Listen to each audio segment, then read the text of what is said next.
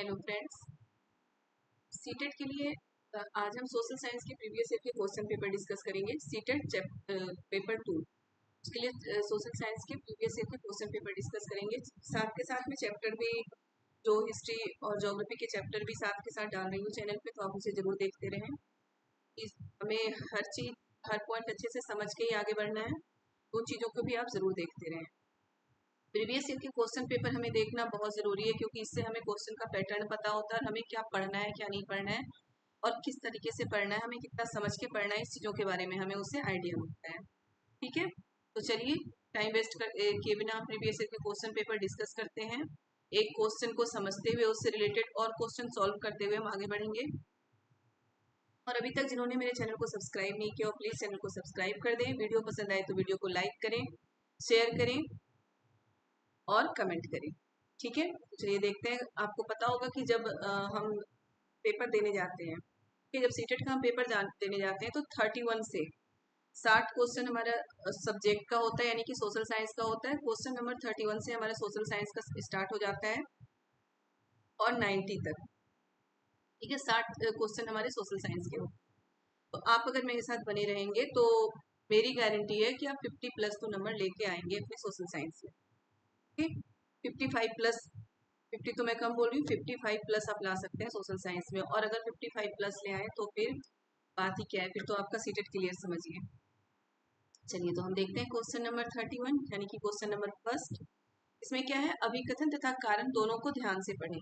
बेटा आप हमेशा ध्यान रखिएगा कि अब के जो सीटेट के क्वेश्चन आ रहे हैं वो इसी टाइप के क्वेश्चन आ रहे हैं। डायरेक्ट क्वेश्चन बहुत कम आता है, इस टाइप के क्वेश्चन ज्यादा आते हैं, तो हमें इन क्वेश्चनों को भी अच्छे से समझ के सॉल्व करना है। अगर हम समझ नहीं पाते तो हमारा पता हुआ क्वेश्चन, हम जिस चीज को बहुत अच्छे से पढ़ के गए हैं, वो भी हमसे गलती हो जाती है वहां पे। इसलिए हमें बहुत अच्छे से पढ़ के समझ के क्वेश्चन को सॉल्व करना है। और हमारे पास उस समय इतना भी टाइम नहीं होता कि हम बहुत ज्यादा टाइम दे पाए एग्जाम में एक एक क्वेश्चन पे। तो फास्ट पढ़िए, समझने की कोशिश करिए, प्रीवियस ईयर के क्वेश्चन पेपर जरूर देखते रहें। इससे क्या होता है कि हमें क्वेश्चन का पैटर्न पता होता है, किस तरीके से क्वेश्चन सॉल्व करना है ये पता होगा। चलिए देखते हैं। अभिकथन ए तथा कारण आर को पढ़ें। अभिकथन ए यानी कि ये कथन है और कारण आर है। ठीक है, देखिए क्या है, 1990 में द्विभाषीय मुंबई प्रांत को मराठी और गुजराती भाषी लोगों के लिए दो अलग अलग राज्यों में बांटा गया। सही है, मुंबई प्रांत जो है द्विभाषी यानी कि दो भाषा वाले लोग यहाँ पे रहते थे, मराठी बोलने वाले, गुजराती बोलने वाले। तो उन्हें क्या किया गया, अलग अलग राज्यों में बांट दिया गया। आपको ये चीज भी याद रखना है कि आजादी के बाद जो हमारे देश में राज्यों का विभाजन हुआ था वो क्यों हुआ था, उसका कारण क्या था। तो उसका कारण जाति या सीमा कुछ भी नहीं थी, उसका कारण क्या था, भाषा। भाषा के आधार पर ही राज्यों का विभाजन हुआ था। ठीक है, तो 1960 में, इससे देखिएगा 1960 में मुंबई प्रांत को दो राज्यों में विभाजित कर दिया गया। मराठी और गुजराती बोलने वाले दो राज्यों में, गुजरात और मुंबई ऐसे विभाजित कर दिया गया। कारण क्या है, 1966 में पंजाब का भी विभाजन दो राज्यों में हुआ, पंजाब पंजाबी भाषियों के लिए और हरियाणा हरियाणवी या हिंदी बोलने वालों के लिए। अब देखिए इसका कारण तो ये हो ही नहीं सकता, यहीं से आपको पता चल रहा है ये कब हुआ है, 1960 में। मुंबई का विभाजन 1960 में हुआ और यहीं से हमें साफ पता चल रहा है कि इसका कारण तो ये हो ही नहीं सकता। ठीक है, तो देखिए क्या है, पहला, दोनों ए एवं आर सही है तथा आर ए की व्याख्या करता है। आर ए की व्याख्या करता है, ये तो हो ही नहीं सकता, आर ए की व्याख्या नहीं करता है।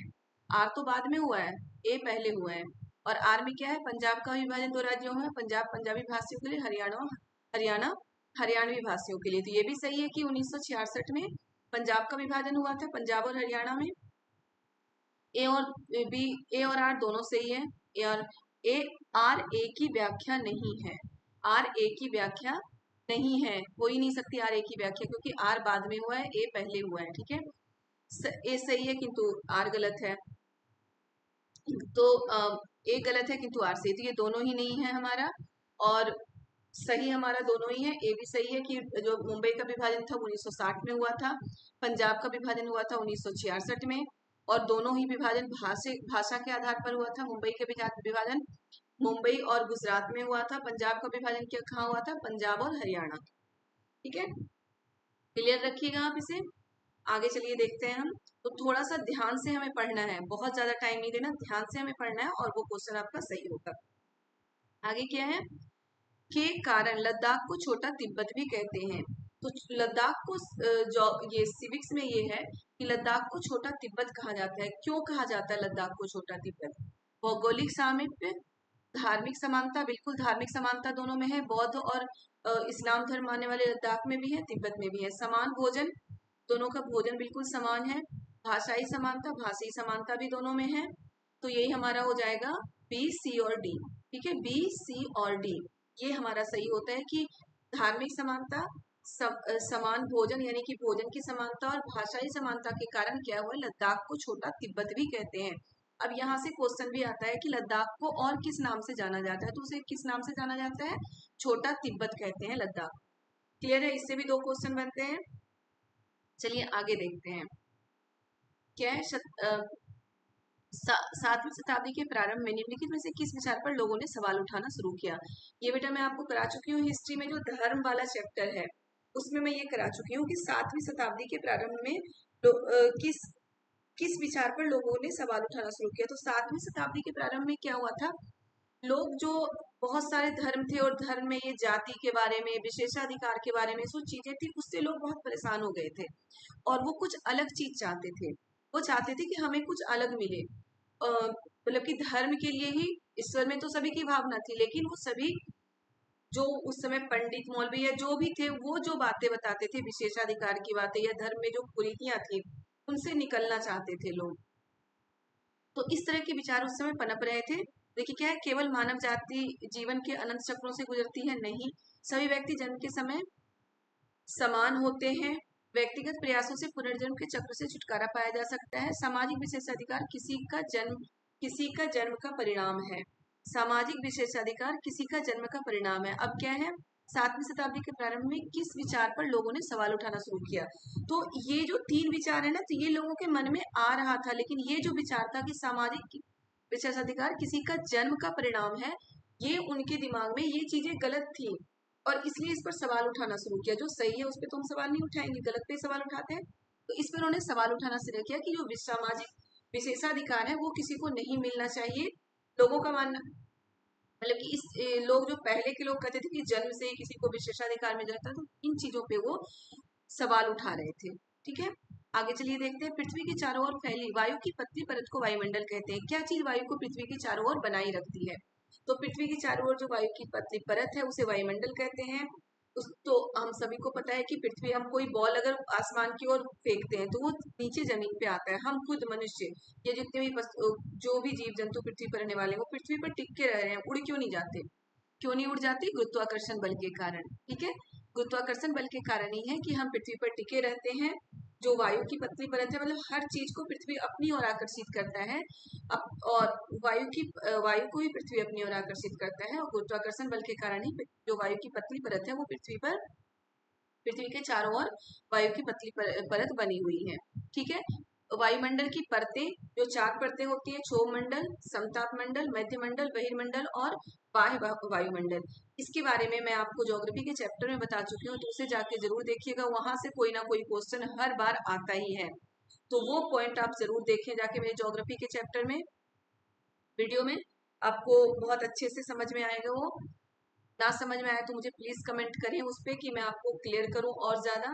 लेकिन मैंने जिस तरीके से बताया वो बहुत अच्छे से आपको समझ में आ जाएगा। और ये भी याद रखिएगा कि वायुमंडल की परतों वाले चैप्टर से क्वेश्चन आता ही है। ठीक है, चलिए हम देखते हैं आगे। नेक्स्ट क्वेश्चन है, इसमें भी वही है, देखिए, अभिकथन ए तथा कारण आर को ध्यान से पढ़ें। अभिकथन, शाहजहां के शासन काल के दौरान मुगल वास्तुकला के विभिन्न तत्व एक भव्य सुसंगत संश्लेषण में लाए गए। मतलब शाहजहां के शासन काल में क्या हुआ कि मुगल जो वास्तुकला थी उसको विभिन्न तत्व एक भव्य सुसंगत संश्लेषण में लाए गए, यानी कि बहुत अच्छे तरीके से वास्तुकला को बनाया गया। बहुत सारे जो महल होते हैं ये सारी चीजें बनवाई गई उस समय। आर है, उनके शासन के अनवरत निर्माण कार्य चलते रहे, विशेष रूप से आगरा और दिल्ली में। पहला तो है कि ये पहला तो सही है। ठीक है, दूसरा भी सही है, क्योंकि शाहजहां के शासन काल में ही बहुत सारी चीजें बनी थी। जो कहते हैं ना कि एक कलाकार, मतलब कि मुगलों में सबसे बड़ा कलाकार शाहजहां था। और जो आप ये देख सकते हैं, ताजमहल और भी बहुत सारी चीजें हैं जो शाहजहां ने बनाया था, मुगल गार्डन, ये सारे शाहजहां के बनवाए हुए हैं। तो इन सभी चीजों का मतलब वास्तुकला का बहुत भव्य सुसंगत संश्लेषण था। शाहजहां के शासनकाल में भव्य भव्य महलें बनवाई गई थी, और शाहजहां के शासनकाल में दिल्ली और आगरा में बहुत सारे निर्माण करवाए गए थे। ठीक है, तो ए और बी हमारा दोनों ही सही है, लेकिन कोई किसी की व्याख्या नहीं है। ए और बी दोनों ही सही है, लेकिन कोई किसी की व्याख्या नहीं है। तो दोनों ए एवं आर सही है, आर ए की व्याख्या है। अब इसमें देखिए क्या है, आर ए की व्याख्या है। शाहजहां के शासनकाल के दौरान मुगल वास्तुकला के विभिन्न तत्व एक सुसंगत संश्लेषण में लाए। ये तो सही है कि शाहजहां के शासनकाल में वास्तुकला में एक सुसंगत संश्लेषण में लाया गया। उनके शासन में अनवरत निर्माण कार्य चलते रहे, विशेष रूप से आगरा और दिल्ली में। तो हम इसे व्याख्या मान सकते हैं, क्योंकि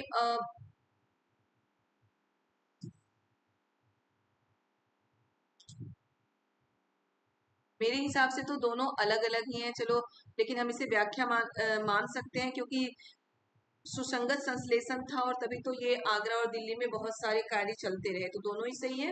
आर ए की व्याख्या है, मतलब आर को हम ए की व्याख्या मान सकते हैं, क्योंकि बहुत सारे कार्य हुए हैं उस समय, बहुत सारे सुसंगत संश्लेषण हुए हैं भव्य वास्तुकला की, तभी तो निर्माण कार्य चलते रहे हैं। तो ये व्याख्या हो सकती है। ठीक है, तो हमारा ए इसमें करेक्ट है। आगे है, हमारा सौर परिवार निम्नलिखित खगोलीय पिंडों से बना है। हमारे सौर परिवार में क्या है, ज्योग्राफी का फर्स्ट या सेकंड चैप्टर आप जो 6th का है उसमें जाके देखिएगा, ये सारा चीजें डिटेल से उसमें बताई गई हैं सारी चीजें। हमारे सौर परिवार में क्या है, सूर्य है, ग्रह है, उपग्रह, क्षुद्र ग्रह, उल्का पिंड, सारी कुछ है सौर परिवार में। सूर्य, ग्रह, उपग्रह, क्षुद्र ग्रह, उल्का पिंड। तो इसमें फर्स्ट में क्या है, नक्षत्र मंडल, ग्रह, सूर्य, सिर्फ इतना थोड़ी है। उपग्रह, ग्रह, ध्रुव तारा, ग्रह, उपग्रह, क्षुद्र ग्रह, सप्तऋषि नहीं। सूर्य, सूर्य तो इन दोनों में है ही नहीं। तो हमारे सौर मंडल का जो मुखिया है वो किसे कहा जाता है, सूर्य को कहा जाता है। सूर्य, ग्रह, उपग्रह, क्षुद्र ग्रह, उल्का पिंड, ये सभी क्या है, हमारे खगोलीय पिंड, हमारा सौर परिवार का भाग है, हमारे सौर परिवार के पार्ट है बोल सकते हैं ये सभी। जैसे हमारे फैमिली में बहुत सारे लोग रहते हैं ना, दादा दादी, मम्मी पापा, उनके बच्चे, ये सारे एक साथ रहते हैं, तो वही जो एक परिवार कहलाता है ना। तो वही सौर परिवार में ये सारे सदस्य हैं, सूर्य, ग्रह, उपग्रह, क्षुद्र ग्रह और उल्का पिंड। ठीक है, अब नेक्स्ट देखिए क्या है, कथनों ए तथा बी को ध्यान से पढ़ें। कथन ए और बी दोनों को ध्यान से पढ़ेंगे। जेम्स मिल ने 1817 में a history of British India 3 भागों में प्रकाशित किया। बेटा ये हिस्ट्री के चैप्टर में मैं बता चुकी हूँ, हिस्ट्री के वीडियो में, कि जो जेम्स मिल है उन्होंने 1817 में a history of British India को 3 भागों में प्रकाशित किया था। और 3 भागों में क्या था, वो मतलब कि जो भारत का इतिहास था उसे 3 भागों में विभाजित किया था उसने। पहला था ये हिंदू, मतलब कि उसने धर्म के आधार पर बांट दिया था, हिंदू, मुस्लिम और ब्रिटिश। भारतीय इतिहास को धर्म के आधार पर बांटा गया था जेम्स मिल ने, हिंदू, मुस्लिम और ब्रिटिश। इसके बारे में बहुत सारे मतभेद थे और इसे सही नहीं माना गया था बाद में, क्योंकि जब हिंदू भारत में थे तो ऐसा नहीं है कि किसी और जाति के या किसी और धर्म मानने वाले ना हो। जब मुस्लिम थे, मुगलों का शासन चल रहा था, उसमें भी ऐसा नहीं कि सिर्फ मुगल ही भारत में थे, कोई और नहीं था। हिंदू थे, बहुत सारे धर्म को मानने वाले थे, और जब मुस्लिम आए थे तो उनका ये मानना था कि मुस्लिम का ही शासन था, किसी और का शासन था ही नहीं, तो ये गलत था। लेकिन ये मतलब कि ये जो जेम्स मिल की ये धारणा थी वो गलत माना गया था। लेकिन ये वाला पॉइंट हमारा ए सही है कि जेम्स मिल ने 1817 में हिस्ट्री ऑफ ब्रिटिश इंडिया को 3 भागों में प्रकाशित किया था। अब ये सही तो है, लेकिन यहाँ से और जो क्वेश्चन बनते हैं वो मैं बता रही हूँ। ये क्वेश्चन बन सकता है कि the history of British India किसने लिखी है, तो जेम्स मिल ने लिखी है। The history of British India किसने लिखी है, जेम्स मिल ने। या फिर क्वेश्चन ये आ सकता है कि the history of British India को जेम्स मिल ने कितने भागों में प्रकाशित किया था, तो 3 भागों में प्रकाशित किया था। ठीक है, यहीं से आपके कई क्वेश्चन आ सकते हैं। कब लिखी है, 1817 में। ओके, तो ये हमारा ए सही है। इनमें इसमें उन्होंने भारतीय इतिहास को 3 कालों, प्राचीन, मध्य और आधुनिक में बांटा है, ये गलत है, अभी मैं बता चुकी हूँ।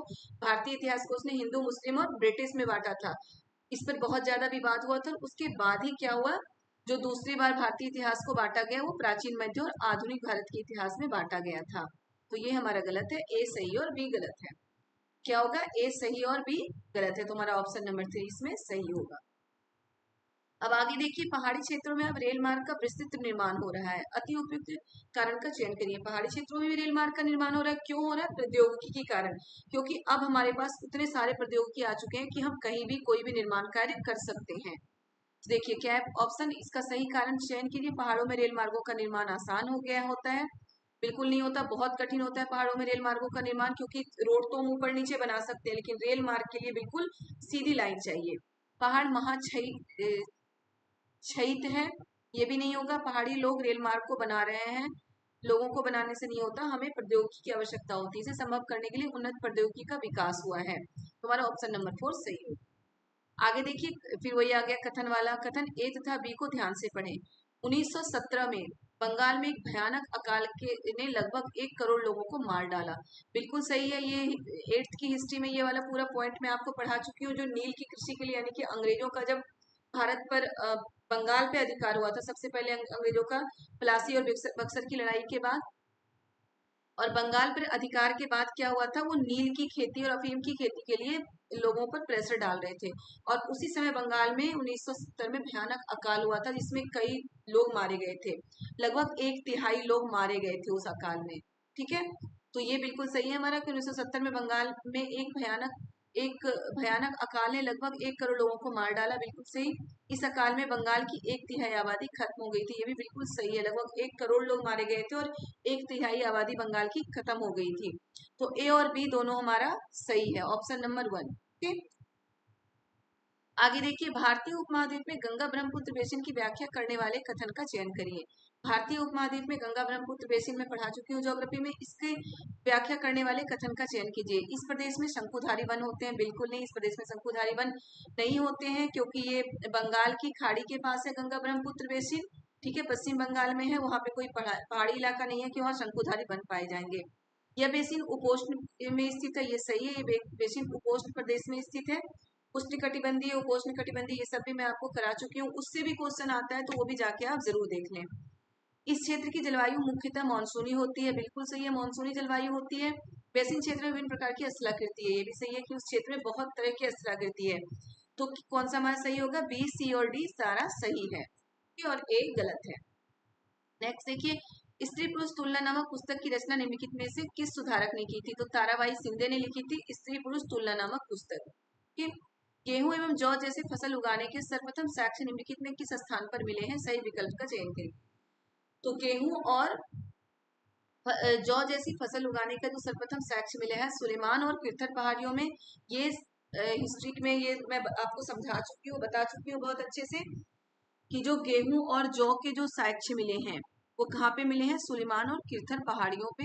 जो किरथर हिल से किरथर पहाड़ियां, वहां पे गेहूं और जौ उगाने के सर्वप्रथम साक्ष्य मिले हैं। कि नेक्स्ट देखते हैं,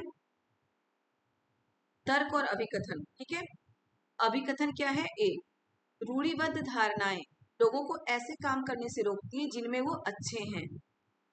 ओके, सही है। रूढ़िबद्ध धारणाएं क्या होती है? सबसे पहले ये क्लियर होना चाहिए। रूढ़िबद्ध धारणाएं वो होती है किसी के लिए हम कुछ पहले से अपने दिमाग में बना के बैठे कि वो तो ऐसा ही है, वो तो यही करेगा। या फिर ये लड़के और लड़कियों में कि लड़कियां बाहर जाके जॉब नहीं कर सकती, लड़कियां रात में लड़कियों को बाहर नहीं जाना चाहिए।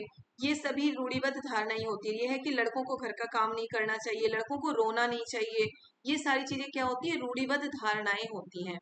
तो क्या लोगों को ऐसे काम करने से रोकती है जिनमें वो अच्छे होते हैं। बिल्कुल सही है। बहुत सारे काम ऐसे होते हैं जो लड़कियां भी कर सकती हैं, लेकिन क्या होता है कि रूढ़िबद्ध धारणाओं के कारण लोग क्या कहेंगे, हमारे दिमाग में आता है ना कि लोग शायद ये बोलेंगे कि इनकी बेटी तो बाहर जा रही है, रात में बाहर जाती है काम करने के लिए, तो ये रूढ़िबद्ध धारणा है और इस कारण उस काम को रोका जाता है।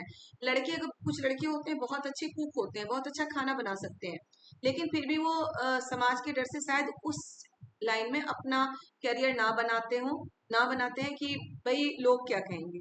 ये सारी क्या होती है? रूढ़िबद्ध धारणाएं होती हैं। तो जिनमें हम अच्छा कर सकते हैं उन काम से हमें रोकती है रूढ़िबद्ध धारणाएं। दूसरा, रूढ़िबद्ध धारणाएं हमें व्यक्ति में अनोखे गुणों और कौशल को देखने से रोकती था, उन्हें एक प्रकार के ढांचे में जोड़ देती है। बिल्कुल सही है, उन्हें एक प्रकार के ढांचे में जोड़ती है। जो ये बता चुकी हूँ कि लड़का है तो यही कर सकता है, लड़की है तो यही कर सकती है। इस तरह के मतलब एक ही प्रकार के ढांचे में जोड़ देती है। अगर कोई लड़का रो रहा है तो हम लोग बोल देते हैं कि अरे ये तो लड़कियां रोती हैं, लड़के थोड़ी ना रोते हैं, ऐसा बोला जाता है। तो यही है कि एक प्रकार के ढांचे में लोगों को ढाल दिया जाता है कि तुम्हें ऐसे ही रहना है, तुम्हें यही करना है। तो ये दोनों ही हमारा सही है।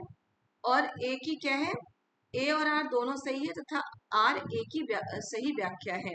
आर ए की सही व्याख्या है, सही है कि अच्छे काम करने से रोकती है।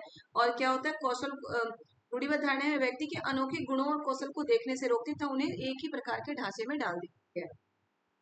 अगर हम किसी के अनोखे गुण को देख लेंगे, उन्हें मतलब कि प्रमोट करेंगे, तो वो अच्छे काम तो कर सकते हैं ना।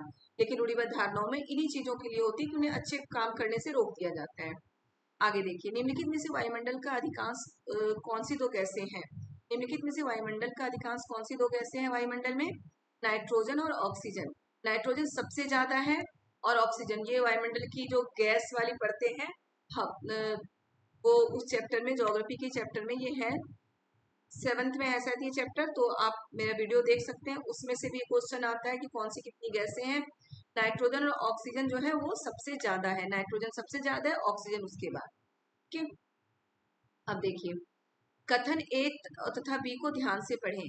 वेद समाज की स्थापना 1864 में मद्रास में हुई थी। सही बात है, वेद समाज की स्थापना कब हुई थी? 1864 में मद्रास में हुई थी। वेद समाज आर्य समाज से प्रेरित थे? नहीं, वेद समाज आर्य समाज से प्रेरित नहीं थे, याद रखिएगा, वेद समाज आर्य समाज से प्रेरित नहीं थे। तो हमारा ए सही है किंतु बी गलत है, तो क्वेश्चन नंबर ऑप्शन नंबर 3 हमारा सही होगा। नेक्स्ट है, 1929 में बाल विवाह निषेध अधिनियम पारित किया गया। इस अधिनियम के अनुसार पुरुष तथा महिलाओं के लिए शादी की न्यूनतम आयु क्रमशः कितनी रखी गई? जो बाल विवाह अधिनियम पारित किया गया था 1929 में, यहाँ से भी क्वेश्चन बन सकता है कि बाल विवाह निषेध अधिनियम कब पारित किया गया था? तो 1929 में पारित किया गया था। और इस अधिनियम के तहत पुरुष तथा महिलाओं के लिए शादी की न्यूनतम एज कितनी रखी गई थी? 18 पुरुष के लिए थी और महिलाओं के लिए 16 वर्ष रखी गई थी शादी की न्यूनतम एज। याद रखिएगा, 18 और 16। ठीक है, ऑप्शन नंबर 2। और अब कितनी है? अब 20 और 18 है। ठीक है, अब 20 और 18 है। लेकिन जब बाल विवाह अधिनियम निषेध पारित किया गया था, उस समय 18 और 16, पुरुषों के लिए 18 और महिलाओं के लिए 16। ठीक, नेक्स्ट देखिए क्या है, बांग्लादेश और भारत और बांग्लादेश पटसन जूट के अग्रणी उत्पादक हैं। पटसन की वृद्धि को बल प्रदान करने वाले कथनों का चयन करिए, यानी कि पटसन की वृद्धि को कैसे वृद्धि होती है, पटसन में कैसे ज्यादा उपज हो सकती है, कैसे ज्यादा वृद्धि हो सकती है। ये जलोढ़ मृदा में अच्छे ढंग से विकसित होते हैं। बिल्कुल सही है, जलोढ़ मृदा में अच्छे ढंग से विकसित होते हैं। इसे उच्च तापमान की आवश्यकता होती है, ये भी सही है, इसे उच्च तापमान की आवश्यकता होती है। तो भारत और बांग्लादेश जो है, यहाँ पर क्या होता है, तापमान जो गर्मियों में तापमान बहुत तेज होती है, तो इसकी उच्च तापमान की आवश्यकता होती है। इसे निम्न तापमान और निम्न वर्षा की आवश्यकता होती है। तो आप याद रखिएगा, इन दोनों में कोई एक ही सही हो सकता है, एक जगह उच्च तापमान है, एक जगह निम्न तापमान है। तो याद रखिएगा, पर्सन को उच्च तापमान की आवश्यकता होती है, तो बी हमारा सही है, सी ये वाला गलत होगा। ओके, इसे भारी वर्षा और आर्द्रता की आवश्यकता होती है, तो ये भी सही है, इसे भारी वर्षा और आर्द्रता की आवश्यकता है। ए, बी और डी हमारा ऑप्शन सही है। ओके, कि जलोढ़ मृदा में अच्छे ढंग से विकसित होता है जूट, इसे उच्च तापमान की आवश्यकता होती है, इसे भारी वर्षा और आर्द्रता की आवश्यकता होती है। नेक्स्ट क्वेश्चन है, पवन सड़क पर गिरी हुई पत्तियों को उड़ाती है, पवन कैसे बहती है? पवन सड़क पर गिरी हुई पत्तियों को उड़ाती है। ठीक है, देखते होंगे हम कि जो पत्तियां गिरी रहती है उसे उड़ा देती है। तो पवन बहती कैसे है?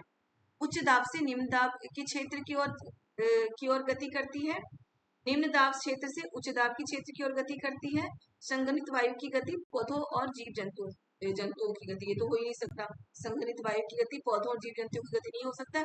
इन दिनों में कोई एक होगा, आपको ध्यान रखना है, हमेशा ही ध्यान रखना कि पवन क्या होता है, उच्च दाब और निम्न दाब क्या होता है, ये मैं आपको बता चुकी हूँ, लेकिन फिर थोड़ा सा बता रही हूँ। उच्च वायुदाब और निम्न वायुदाब क्या होता है? उच्च वायुदाब वो होता है जहां वायु का प्रभाव, वायु का दबाव ज्यादा हो। ठीक है, और निम्न वायु उसमें क्या होता है कि जो हवा होती है वो जमीन की को प्रेशर डालती है, जमीन की ओर ज्यादा होती है। निम्न वायुदाब का क्षेत्र क्या होता है? जिसमें हवा ऊपर की ओर जाती है, मतलब कि हवा ऊपर की ओर उठती है, कोई भी चीज हल्के होकर ऊपर ही जाएगी ना। तो निम्न वायुदाब में क्या होता है? हवा ऊपर की ओर उठती है। उच्च वायुदाब में क्या होता है? हवा भारी होकर नीचे की ओर आती है। तो उच्च वायुदाब क्षेत्र से निम्न वायुदाब की ओर अब अगर हवा ऊपर उठेगी तो नीचे जो गैप बनेगा उसे फिल करने के लिए हवा क्या करती है, उच्च वायुदाब से जो निम्न वायुदाब की ओर बहती है। तो ये हमेशा याद रखिएगा, निम्न वायुदाब में हवा ऊपर उड़ती है, उच्च वायुदाब में हवा नीचे जाती है। तो वही जो है कि जो निम्न वायुदाब में हवा ऊपर उठती है और जो नीचे गैप बन जाता है, उस गैप को भरने के लिए उच्च वायुदाब से निम्न वायुदाब की ओर हवा बहती है। इसीलिए पवन पत्तियों को बहाती है, ठीक है, उड़ाती है, सॉरी, बहाती है। आगे है, पृथ्वी पर उष्णकटिबंधीय क्षेत्र सबसे अधिक ऊष्मा प्रदान करते हैं क्योंकि यह स्थल रुद्ध है, यह महासागरों से घिरी है, दोपहर का सूर्य ठीक सिर के ऊपर होता है, यहाँ सूर्य की किरणें तिरछी पड़ती है, यानी दोपहर का सूर्य सिर्फ ठीक सिर पे होता है, यहाँ सूर्य की किरणें तिरछी नहीं पड़ती, यहाँ सूर्य की किरणें सीधी पड़ती है। उष्णकटिबंधीय, उपोष्ण कटिबंधीय, इससे क्वेश्चन बहुत आता है। तो ये वाला भी आप ज्योग्राफी में जाके वीडियो जरूर देखें, क्योंकि जो जो मैं बता रही हूँ इससे क्वेश्चन आते हैं हर बार। तो ये सब जाके आपको ज्योग्राफी के जो मेरे वीडियो है उसमें आपको देखना है जरूर। एक ग्लोब पर खींची गई रेखाओं को अक्षांश और देशांतर के रूप में जाना जाता है। ये रेखा किस उद्देश्य को पूरा करती है? अक्षांश और देशांतर। अक्षांश रेखाएं ऐसे पड़ी हुई रेखाएं होती हैं और देशांतर रेखाएं ऐसे खड़ी रेखाएं होती हैं। ये क्या है? ये रेखाएं किस उद्देश्य को पूरा करती है? अक्षांश और देशांतर रेखाएं ग्लोब को डिजाइन बनाने में, जरूरत ही नहीं है ग्लोब को डिजाइन बनाने की, पृथ्वी पर स्थानों को ढूंढने में, ग्लोब को सुंदर बनाने के लिए ये पृथ्वी पर हल रेखाएं तथा पृथ्वी की भौतिक विशेषताओं को इंगित करती है। भौतिक विशेषताओं को कोई रेखा इंगित नहीं कर सकती, नहीं कर सकती ना। तचकी में अक्षांश रेखाएं ऐसी पड़ी हुई होती है, देशांतर रेखाएं ऐसी खड़ी होती है। पृथ्वी पर किसी भी स्थान को ढूंढने के लिए अक्षांश और देशांतर रेखाओं का यूज होता है। मतलब दोनों रेखाओं का यूज क्या होता है? ये जो है, जहाँ पे दोनों रेखाएं एक दूसरे को काट रही है, इसे हम ग्रिड कहते हैं, याद रखिएगा। जहाँ पे अक्षांश और देशांतर रेखाएं एक दूसरे को काटती है उसे ग्रिड कहते हैं। और अक्षांश और देशांतर रेखाओं से हम पृथ्वी पर स्थानों को, किसी भी स्थान को आसानी से ग्लोब पर ढूंढ सकते हैं, ठीक है।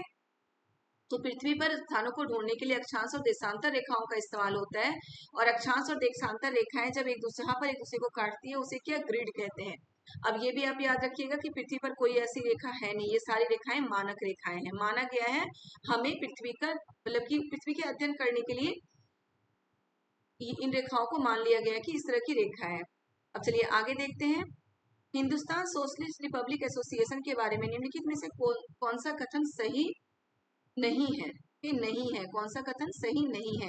हिंदुस्तान सोशलिस्ट रिपब्लिक एसोसिएशन के बारे में कौन सा कथन सही नहीं है? भगत सिंह और उनके क्रांतिकारी साथियों ने इनकी स्थापना की थी। बिल्कुल सही है, भगत सिंह और इनके क्रांतिकारियों ने ही इसकी स्थापना की थी। यहाँ से भी एक क्वेश्चन बनता है कि हिंदुस्तान सोशलिस्ट रिपब्लिक एसोसिएशन की स्थापना किसने की थी? तो भगत सिंह और उनके क्रांतिकारी साथियों ने। 1928 में दिल्ली के फिरोज शाह कोटला में इसकी स्थापना हुई थी। ये भी सही है। तो यहाँ से भी एक क्वेश्चन बन रहा है कि जो हिंदुस्तान सोशलिस्ट रिपब्लिक एसोसिएशन की स्थापना कहाँ पे हुई थी, तो और कब हुई थी? 1928 में दिल्ली के फिरोज शाह कोटला में इसकी स्थापना हुई थी, ठीक है। तो ये आप नोट करते जाइए, कितने सारे क्वेश्चन एक ही क्वेश्चन से निकल के आ रहे हैं। 1928 में पंजाब के अमृतसर में इसकी स्थापना हुई थी, तो ये गलत है।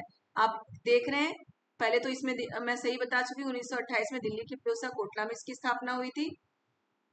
तो याद रखिएगा कि जो हिंदुस्तान सोशलिस्ट रिपब्लिक एसोसिएशन की स्थापना 1928 में दिल्ली के फिरोज शाह कोटला में हुई थी, ठीक है, ना कि पंजाब के अमृतसर में। HSRA के सदस्यों ने सार्डस नामक पुलिस अफसर की हत्या की थी। ये भी सही है।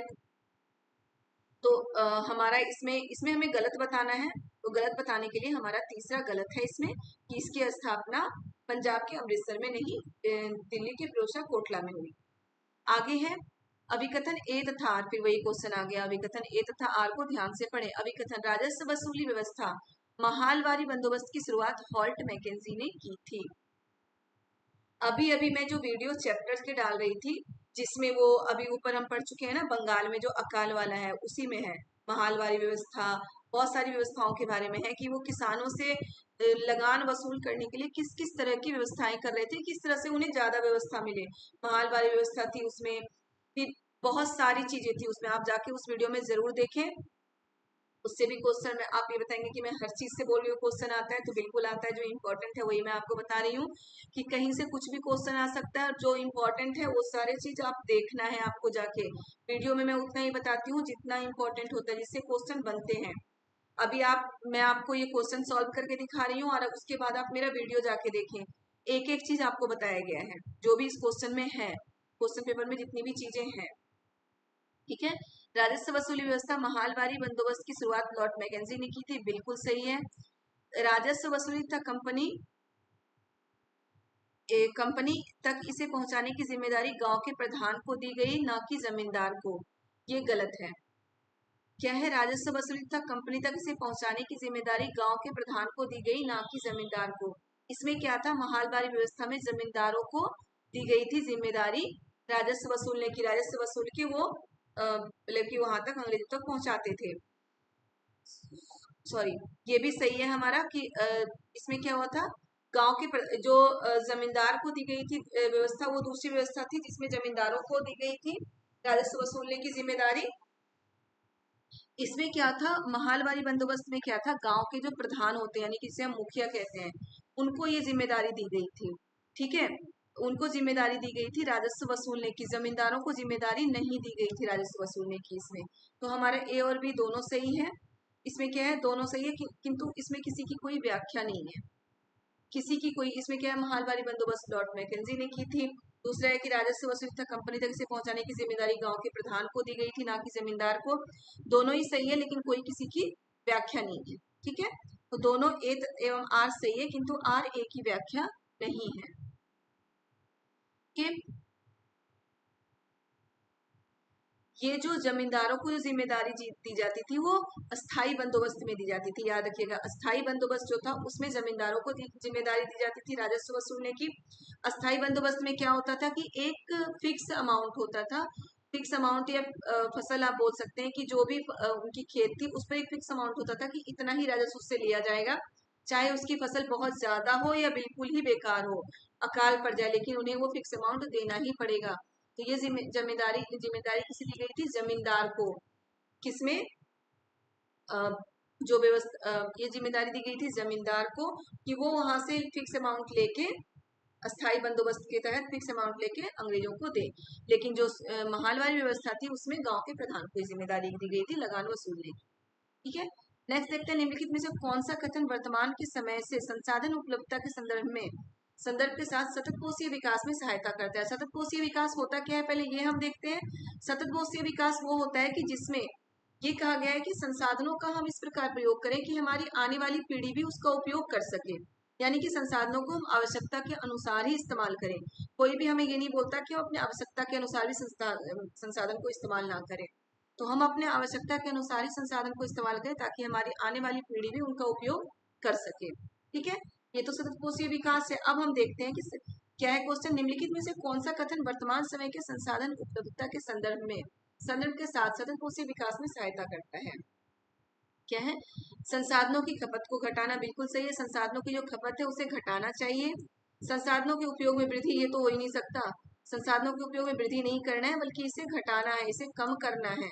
संसाधनों के उपयोग में संसाधनों का पुनः चक्रण, ये भी सही है, संसाधनों का पुनः चक्रण होना चाहिए। वस्तुओं का पुनः उपयोग, तो बिल्कुल सही है, वस्तुओं का पुनः उपयोग। तो हमारा ए, सी और डी सही है।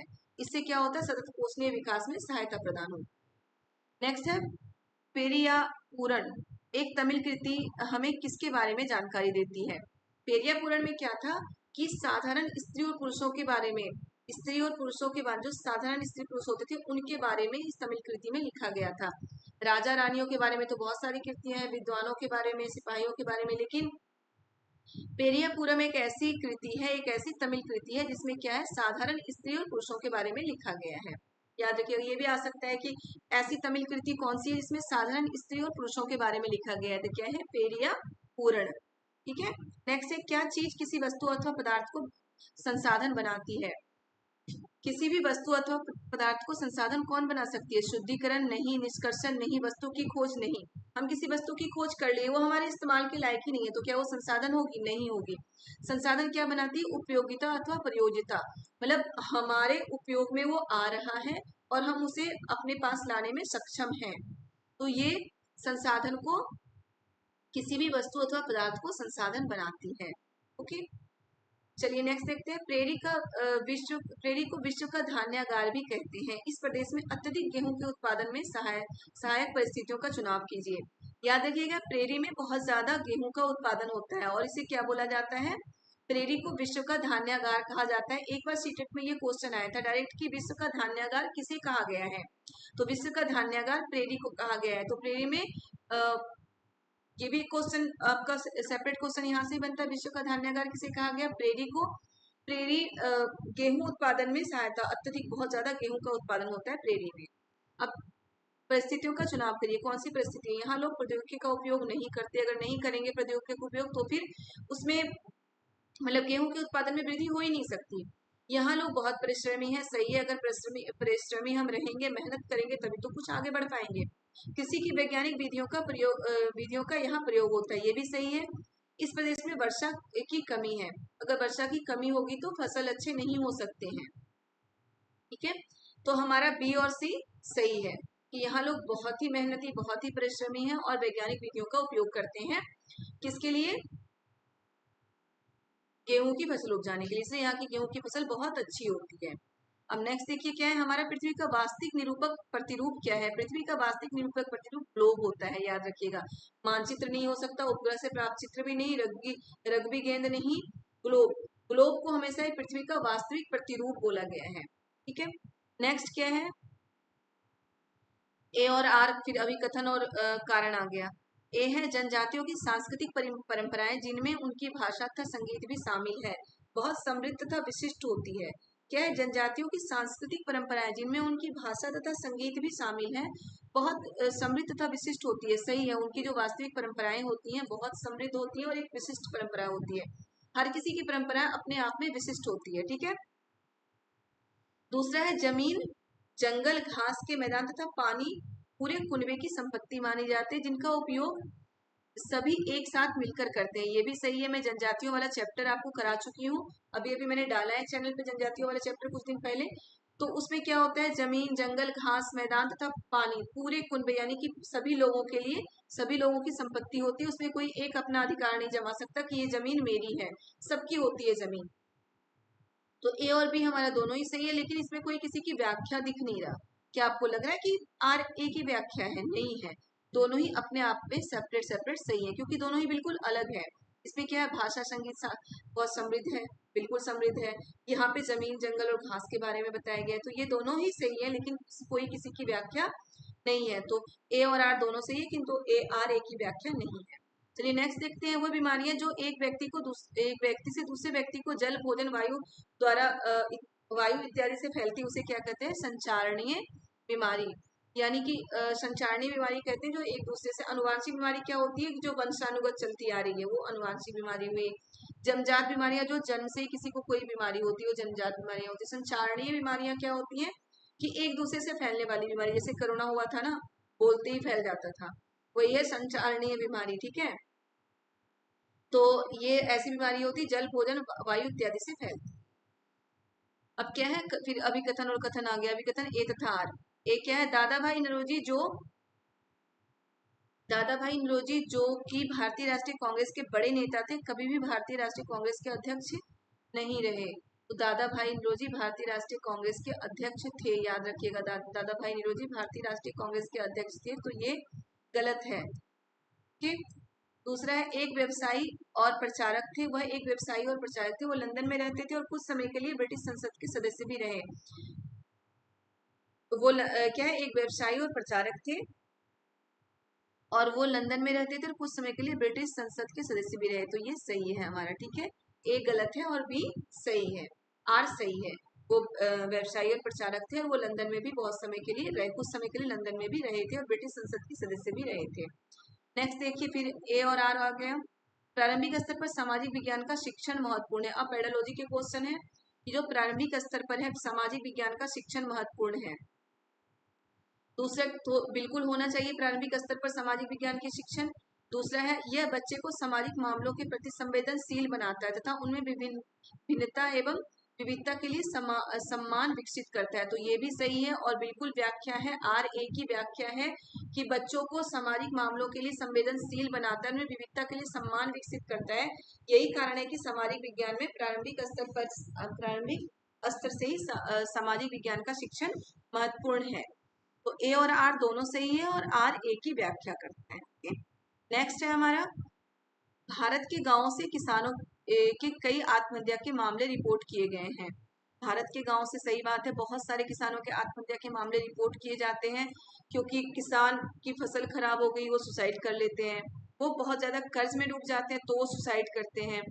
फसल खराब होने का कारण बारिश का ना होना, बहुत सारे कारण होते हैं। आगे देखते हैं, आर क्या है, मानसून का अभाव और कर्ज। कर्ज चुका पाने की अक्षमता किसानों किसानों में दुखों का कारण बनती जा रही है। सही विकल्प का चयन कीजिए। अब क्या है, अभी मैं आपको बता चुकी हूँ कि क्यों करते हैं, बहुत सारे आत्महत्या के मामले आ रहे हैं, क्यों करते हैं, क्योंकि मानसून का अभाव, यानी कि बारिश नहीं होगी, उनका फसल खराब होता है, और वो कर्ज में बहुत ज्यादा डूब चुके होते हैं। तो ये दोनों कारण सही का, दोनों ही सही है, और आर ए की सही व्याख्या है। ठीक है, ए और आर दोनों सही है और आर ए की सही व्याख्या है। उन तात्कालिक उपायों की पहचान कीजिए जो महिलाओं की सुरक्षा तथा उन्हें नौकरी करने, पारिवारिक आय में योगदान करने एवं आत्मनिर्भर बनाने में सुनिश्चित करता है। उन तात्कालिक उपायों की पहचान कीजिए जो महिलाओं को की सुरक्षा तथा उन्हें नौकरी करने, पारिवारिक आय में योगदान करने एवं आत्मनिर्भर बनाने में सुनिश्चित करता है। तात्कालिक उपाय क्या हो सकता है? बालवाड़ियों का प्रावधान। बालवाड़ियों का, कि महिलाओं के साथ एक ये दिक्कत होती है ना, कि हम अपने बच्चे को कहाँ छोड़ेंगे। चाइल्ड केयर होना चाहिए जहाँ पे हम अपने बच्चे को सेफली छोड़ सकते हैं, वरना महिलाएं मतलब बहुत सारी टैलेंटेड होके भी घर से बाहर निकलकर जॉब नहीं कर पाती हैं बच्चों के कारण, क्योंकि बच्चों को हम वैसे कहीं नहीं, घर पे अकेले तो कोई बच्चे को छोड़ नहीं सकता, तो बच्चों की केयर करने के कारण महिलाएं घर से निकलकर जॉब नहीं कर सकती। लेकिन अगर चाइल्ड केयर यानी कि बालवाड़ियां हो तो हम बच्चों को वहां महिलाएं छोड़कर आराम से नौकरी कर सकती है। ठीक है, संसद में महिलाओं के लिए सीटों का आरक्षण।